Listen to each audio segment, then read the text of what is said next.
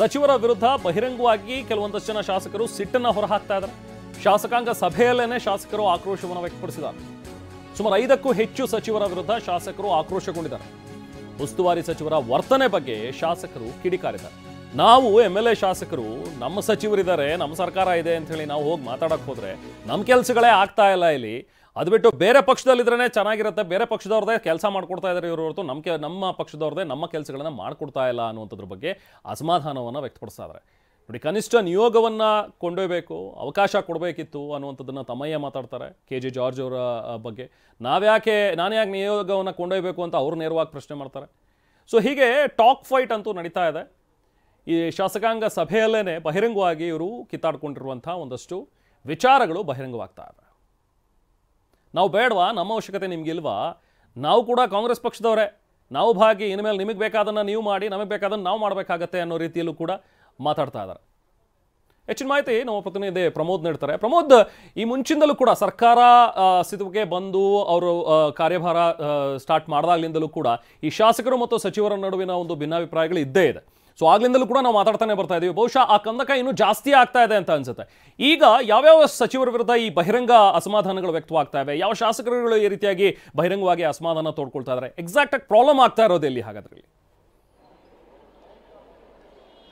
ರೆಹಮಾನ್, ಇತ್ತೀಚಿನ ದಿನಗಳಲ್ಲಿ ನಾವು 2 ಕೇಸ್ಗಳನ್ನು ಅಥವಾ 2 ಇನ್ಸಿಡೆಂಟ್ಗಳನ್ನು ನಾವು ಪ್ರಮುಖವಾಗಿ ಗಮನಿಸಬಹುದಾಗುತ್ತೆ. ಒಂದು, ಈಗಾಗಲೇ CLPಲಿ ಅಂದರೆ ಕಾಂಗ್ರೆಸ್ ಶಾಸಕಾಂಗ ಪಕ್ಷದ ಸಭೆಯಲ್ಲಿ ಗಂಭೀರವಾದಂಥ ಒಂದು ಚರ್ಚೆ ಆಗಿದೆ, ಗಂಭೀರವಾದಂಥ ಒಂದು ಗಲಾಟೆ ಆಗಿದೆ ಅಂದರೂ ಕೂಡ ತಪ್ಪಾಗಲ್ಲ. ಆ ಗಂಭೀರವಾದಂಥ ಗಲಾಟೆ ಶಾಸಕಾಂಗ ಪಕ್ಷ ಸಭೆಯಲ್ಲಿ ಆಗಿರುವಂಥ ಘಟನೆಯ ಬಗ್ಗೆ ವಿವರ ಹೇಳೋದಾದರೆ, ಅಲ್ಲಿ ಸಚಿವರಾದಂಥ ಬೋಸರಾಜು ಮತ್ತು ಸಚಿವರಾದಂಥ ಶರಣ್ ಪ್ರಕಾಶ್ ಪಾಟೀಲ್ ನಡುವೆ ಸಾಕಷ್ಟು ಮಾತಿನ ಚಕಮಕಿ ಆಗಿದೆ, ಬೇರೆ ಬೇರೆ ವಿಚಾರಗಳ ಬಗ್ಗೆ ಚರ್ಚೆ ಆಗಿದೆ, ಬೇರೆ ಬೇರೆ ವಿಚಾರಗಳ ಬಗ್ಗೆ ಗಲಾಟೆ ಕೂಡ ಆಗಿದೆ. ಅದು ಒಂದು ಭಾಗ. ಅದರ ಜೊತೆಗೆ ಶಾಸಕರು ಕೂಡ ನೇರವಾಗಿ ಸಚಿವರು ನಮಗೆ ಸಿಗ್ತಾ ಇಲ್ಲ, ನಮ್ಮ ನಂಬರ್ಗಳನ್ನು ಸೇವ್ ಮಾಡ್ಕೋತಾ ಇಲ್ಲ, ನಾವು ಕೊಡುವಂಥ ಪತ್ರಗಳಿಗೆ ಬೆಲೆ ಸಿಗ್ತಾ ಇಲ್ಲ, ಅಥವಾ ನಮ್ಮ ಅಧಿಕಾರಿಗಳ ವರ್ಗಾವಣೆ ಇರ್ಬೋದು, ಅಥವಾ ಕ್ಷೇತ್ರದ ಕಾಮಗಾರಿಗೆ ಸಂಬಂಧಪಟ್ಟಂತೆ ಯಾವುದೇ ಸೂಕ್ತವಾದಂಥ ನಿರ್ಧಾರಗಳು ನಿರ್ಣಯಗಳನ್ನು ಮಾಡ್ತಾ ಇಲ್ಲ ಅನ್ನುವಂಥ ಕೊರಗನ್ನು ದೂರನ್ನು ನೇರವಾಗಿ ಕೊಟ್ಟಿದ್ದಾರೆ. ಅದು ಒಂದು ಭಾಗ.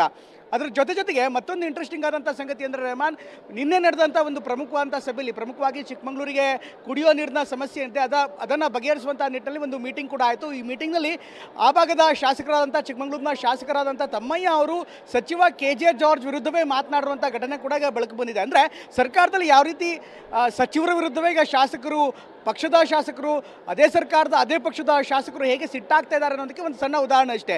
ನಿನ್ನೆ ನಡೆದಂಥ ಘಟನೆ ಬಗ್ಗೆ ಹೇಳಿದ್ರೆ, ಕುಡಿಯೋ ನೀರಿನ ಸಮಸ್ಯೆಗೆ ಸಂಬಂಧಪಟ್ಟಂತೆ ಮಾತಾಡ್ತಾ ಜೊತೆಗೆ ಸರ್ಕಾರಕ್ಕೆ ನಿಯೋಗವನ್ನು ಕೊಂಡೊಯ್ಯಬೇಕಾಗಿತ್ತು. ಪ್ರಮುಖವಾಗಿ CM ಬಳಿ ಬಜೆಟ್ ವಿಚಾರಕ್ಕೆ ನಿಯೋಗವನ್ನು ಕೊಂಡೊಯ್ಯಬೇಕು ಅನ್ನುವಂಥ ಮನವಿಯನ್ನು ನಿರಂತರವಾಗಿ ತಮ್ಮಯ್ಯ ಅವರು ಕೂಡ ಮಾಡ್ತಾ ಇದ್ರು.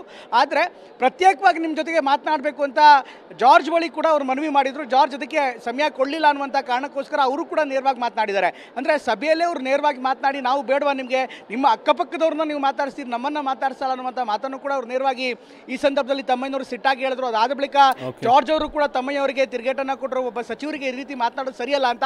ಒಟ್ಟಲ್ಲಿ ಇಲ್ಲಿ ಗಂಭೀರವಾಗಿ ಗಮನಿಸಬೇಕಂತ ವಿಚಾರ ಅಂದರೆ, ಸಚಿವರ ವಿರುದ್ಧ ಪಕ್ಷದ ಶಾಸಕರೇ ಈಗ ಸಿಟ್ಟಾಗ್ತಾ ಇರುವಂಥದ್ದು, CLP ಸೇರಿದಂತೆ ಬೇರೆ ಬೇರೆ ಕಡೆ ಸಿಟ್ಟಾಗ್ತಾ ಇರೋದು ನಿಜಕ್ಕೂ ಕೂಡ ಗಂಭೀರವಾದಂಥ ಬೆಳವಣಿಗೆ ಅಂದರೆ ತಪ್ಪಾಗಲ್ಲ ರೆಹಮಾನ್. Thank you Pramod.